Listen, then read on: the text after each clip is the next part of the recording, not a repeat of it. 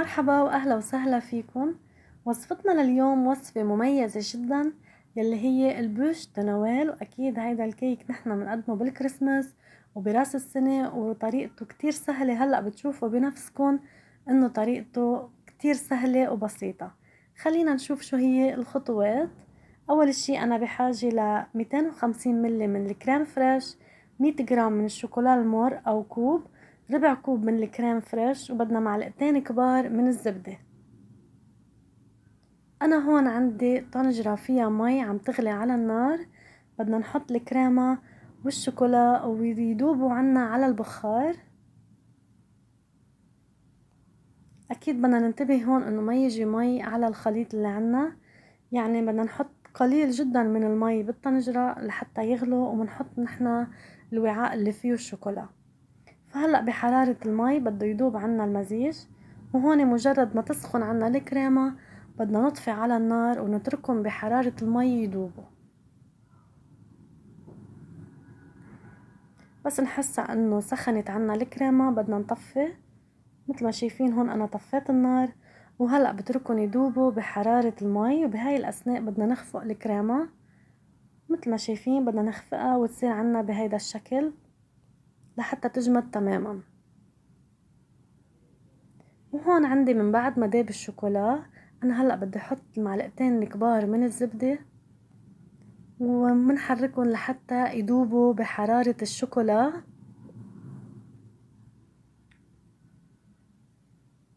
اذا حسينا انه المزيج بارد والزبدة ما عم بتدوب، بنرجع الوعاء على الطنجرة يلي فيها مي كمان على البخار، بنخليهم يدوبوا. وبس يدوبوا تماما نتركهم لحتى يبردوا قبل ما نضيفهم فوق الكريمة. هون نحن دابت عنا الزبدة تماما وبردت شوي، هلأ بدنا نضيفهم فوق الكريمة. وهلأ بدنا نحرك بطريقة انه يتجانسوا كلهم مع بعضهم. نحن عملنا الكريمة اول شي لحتى نحطها بالبراد وتجمد، لحتى بس نخلص الكيك نقدر نمد عليها ونعمل التغطية فيها. فهلأ رح تطلع عنا شوي رخوة لانه حطينا السوائل وحطينا الشوكولا وهيك. فبس نخلطها كتير منيح. مثل ما شايفين انا حطيتهم على دفعات. هلأ عم نحط الدفعة التانية من الشوكولا وبنخلط، وهلأ بدنا نحطهم بالبراد لحتى تجمد عنا تماما. مثل ما شايفين كيف الخليط شوي رخيت عنا الكريمة، طلعت شوي سائلة. نحن اكيد بهيدا الشكل ابدا ما فينا نشتغل فيها ونمدها على الكيك. وهلأ بنحطها نحن بس نخلص بنحطها بالبراد، واكيد رح تجمد وتطلع عنا قوامها رائع. هذا هو الشكل النهائي للكريمة.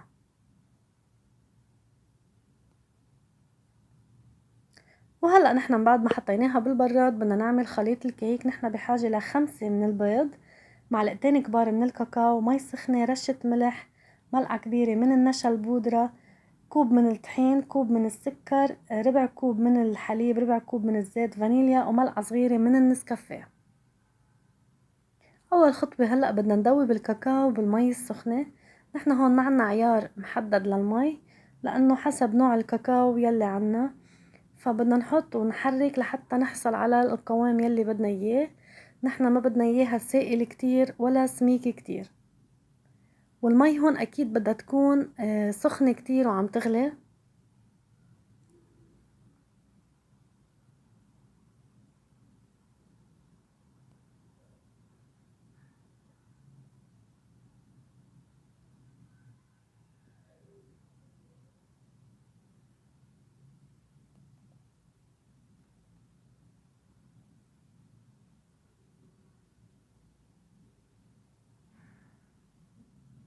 مثل ما شايفين بدنا نحركهم لحتى يدوبوا عنا، ما بدنا يكون فيهم تكتلات ابدا.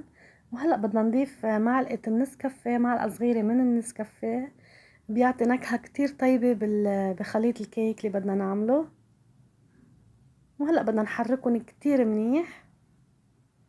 ما تخافوا ابدا لانه القوام عنا او المزيج اللي عنا سخن، فرح يذوبوا هلا النسكافيه، ما حيكون عنا تكتلات ابدا، ما تخافوا. بدنا نحركهم ونتركهم على جنب لحتى يبردوا. انا بهاي الاثناء بدي افصل الصفار عن البياض. نحن هون عنا 5 بيض، بدنا نفصل 4 من البيض البياض لحال والصفار لحال، وبدنا نحط آخر بيضة يلي هي الخامسة فوق الصفار. يعني احنا عنا هون 4 من صفار البيض زائد بيضة، وعنا هون 4 من بياض البيض. مثل ما شايفين 4 صفار بيض زائد بيضة بدنا نضيفها فوق الصفار. وهلأ هون عنا 4 بياض بيض بدنا نخفقهم مع الملح. بدنا نحط رشة ملح صغيرة مثل ما شايفين، حطينا الملح. وهون عنا كوب السكر، بدنا نضيف تقريبا نصه أو 4 معالق 5 معالق قد ما بدكن. يعني بدنا نضيف السكر على مرحلتين، المرحلة الأولى مع البياض والمرحلة الثانية مع الصفار. فهلأ أنا هون بدي أضيف السكر على دفعات، ما في يضيف السكر أبدا دفعة واحدة. يعني أثناء الخفق بدنا نضيف سكر، فينا نحط نص الكمية وفينا نحط 4 ل 5 معالق قد ما أنتو بدكن.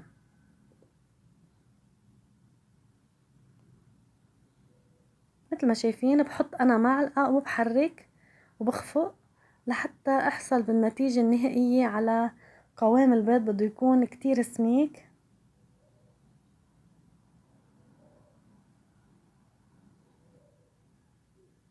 بده يصير عنا البياض البيض بهيدا الشكل.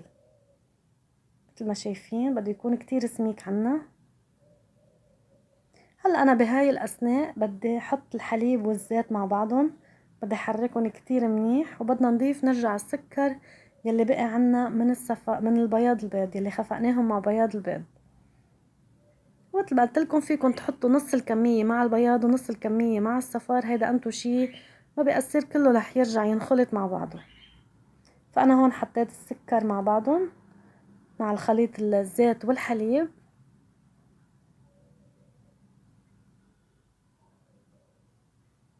وهلأ بدي أضيف خليط الكاكاو يلي عملناه مع النسكافيه، أكيد هون بردوا عنا.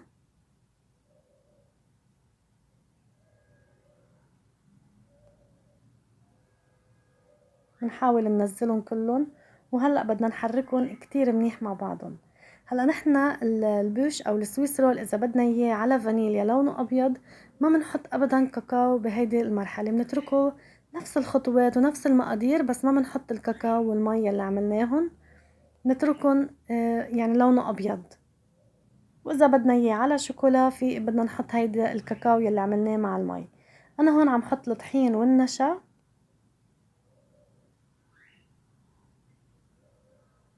مثل ما قلنا هون عنا كوب من الطحين وملعقة كبيرة من النشا البودرة. هلا بدي احركهم كتير منيح مع بعضهم.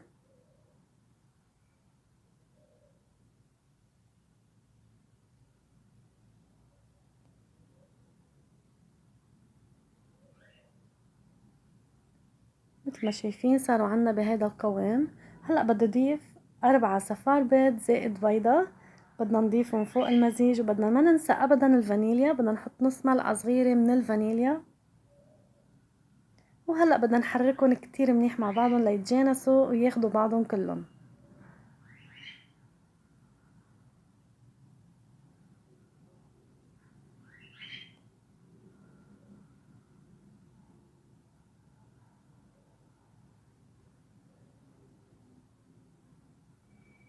هذا هو القوام يلي بدنا نحصل عليه.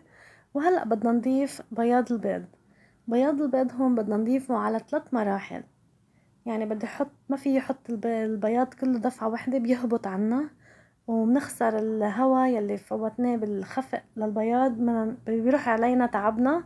فنحنا بنضيفه هون على دفعات، بنحط اول دفعة وبنحرك كتير منيح مثل ما شايفين.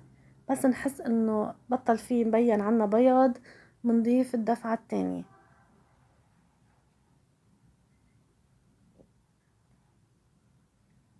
هلا عم نضيف المرحلة التانية او الدفعة التانية من البياض البيض.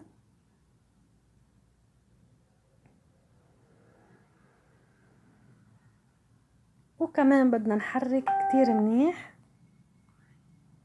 هون بدنا نحرك على مهلنا، مثل ما قلت لكم نحن ما بدنا نهبط البياض، ما بدنا نروح منه الهواء، فبنحرك على مهلنا يعني من فوق لتحت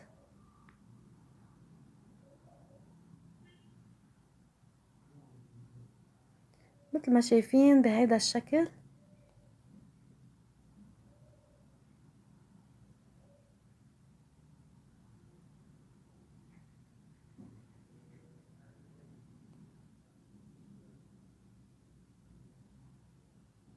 بدنا نحركهم كتير منيح مع بعضهم. وهلأ بدنا نرجع نضيف آخر دفعة من بياض البيض.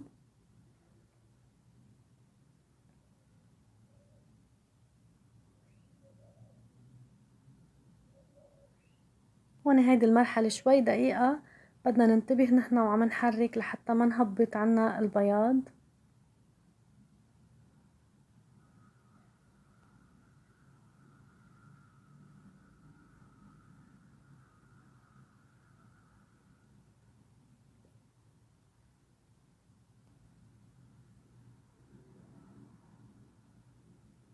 هلأ بحركهم كتير منيح مع بعضهم لحتى يختفي كل شي بياض عنا ويختلط المزيج كله مع بعضه.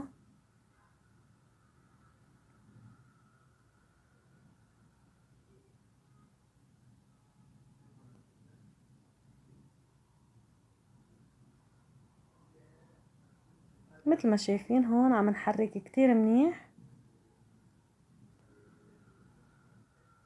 وهلأ كمان بحركهم شوي بالسباتولا لحتى إذا كان في على الأطراف ما انخلطوا مع بعضهم بنحركهم وبنخلي كل الخليط يختلط كتير منيح مع بعض.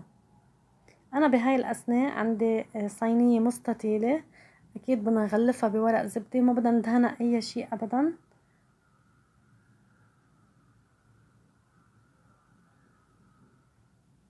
هون أنا بدي أحرك شوي المزيج مثل ما قلنا بالسباتولا لحتى إذا في شوي أطراف ما انخلطوا مع بعض بدنا نتأكد إنه كل الخليط عنا انمزج بطريقة منيحة. هلأ بدنا نفضي الخليط اللي عنا بالصينية يلي مغلفة بورق الزبدة، لازم تكون بشكل مستطيل.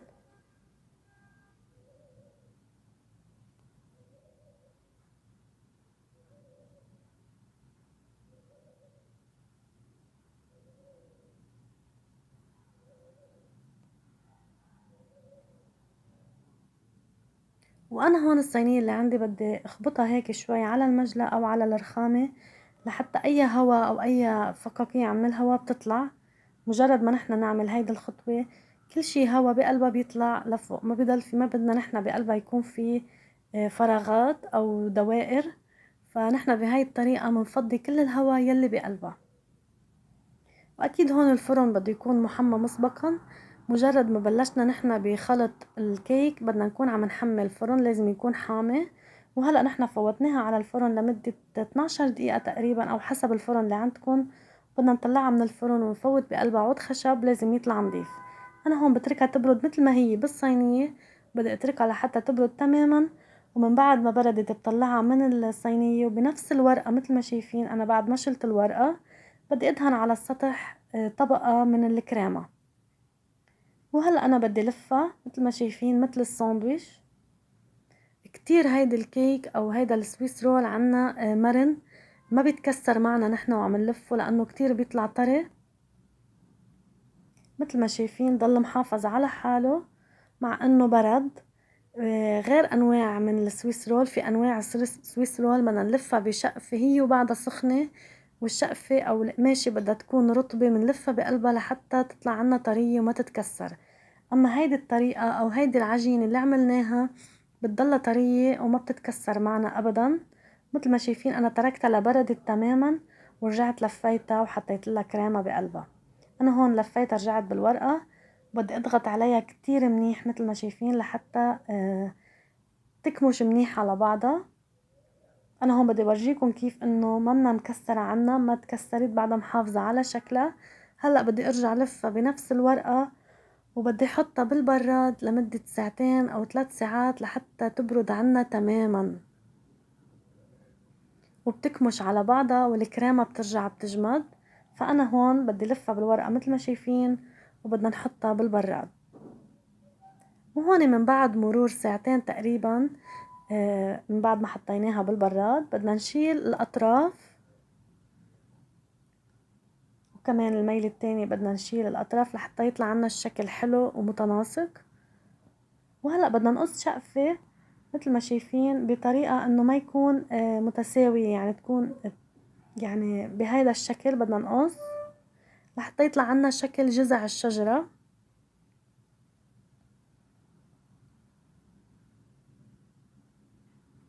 هلا انا هون بدي ادهن طبقة وفيرة من الكريمة على السطح، يعني بدنا نغطي كل السطح اللي عنا بنفس الكريمة يلي حشينا فيها السويس رول او البوش. بنفس الكريمة بدنا نعمل التغطية، وكمان بدنا نحط على الاطراف مثل ما شايفين بدنا نغطيها تماما. وهون من بعد ما حطيت الكريمة وكمان على الاطراف، هلأ بدنا نحط القطعة يلي قصيناها، كمان بدنا نحطها بهيدا الشكل، وكمان بدنا نحط عليها كريمة ونغطيها بالكريمة. مثل ما شايفين هون الكريمة كيف جامدة معنا، لأنه رجعنا حطيناها بالبراد، لأنه عملناها أول الشي، يعني أول مرحلة عملناها الكريمة لحتى تجمد معنا ونقدر نتحكم فيها مثل ما شايفين. لأنه إذا كانت سائلة ورخوة شوي رح تعذبنا كتير وما حيطلع الشكل اللي نحنا بدنا إياه.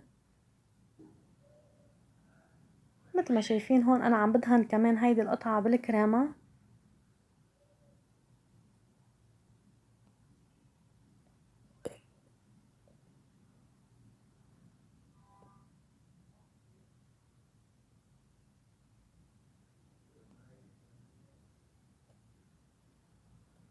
هلا أنا هون رح كفي دهن الكيك عندي، وبدي احطه بصحن التقديم من بعد ما دهنته كله بالكريمة. وهلأ بدي اعمل بالشوكة خطوط مثل ما شايفين لحتى يطلع عنا نفس جذع الشجرة، يطلع عنا الشكل هون رائع. مثل ما شايفين بدنا نعمل خطوط،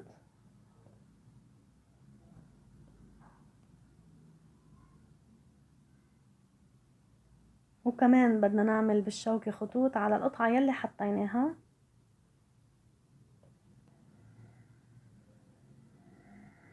بيطلع عنا هون الشكل رائع.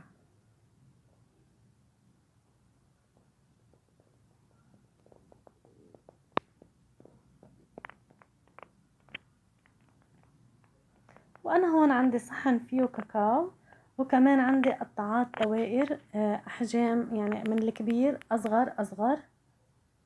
هلا انا هون فينا نتليها هيدي القطعة شوي من المي لحتى يلقط عليها الكاكاو، لحتى نعمل مثل دوائر تبع جذع الشجرة من فوق ومن الاطراف. انا ببلش اول اشي باكبر قياس، بنحط عليه مي وبنرجع منتليه كاكاو وبنعمل دوائر، يعني دوائر بقلب بعضهم لنحصل على جذع الشجرة. نفس الشكل هلأ بيعطينا. كل شي دوائر عندكم بتحطون من الأكبر للأصغر. مثل ما شايفين بهيدا الشكل لازم نحصل نحنا على دوائر ويطلع عنا شكل الجذع الشجرة. وكمان بدنا نعمل على أطراف الكيك، يعني من فوق ومن الأطراف.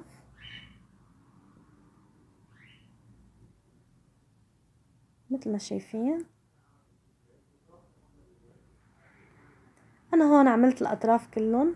هلا انا هون حسيت عندي شوية دوائر انه الدائرة اللي عملتها صغيرة، فهلا بعمل نص دائرة مثل ما شايفين لحتى ما يبين عندي ابدا مطارح انه ما في عليها دوائر، لنحصل على هيدا الشكل الرائع.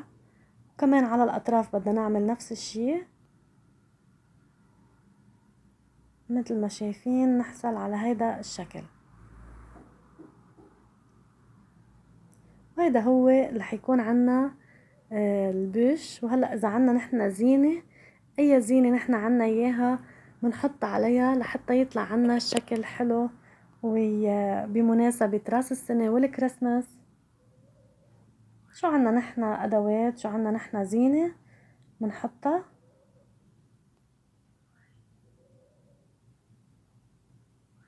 صدقوني رح يطلع طيب كتير واطيب بكتير من اللي بتشتروه من برا، واكيد بشغل ايدكم لتحسوا اكتر باجواء العيد. هيدا هو البوش دو نويل. مثل ما شايفين طريقته سهلة كتير وبسيطة، وفينا نحنا نعمله كمان من دون هاي الزينة ومن دون ما نعمله جذع شجرة. بيكون عنا سويس رول طيب كتير. وهيدا هو البوش دو نويل، وأهلا وسهلا فيكن.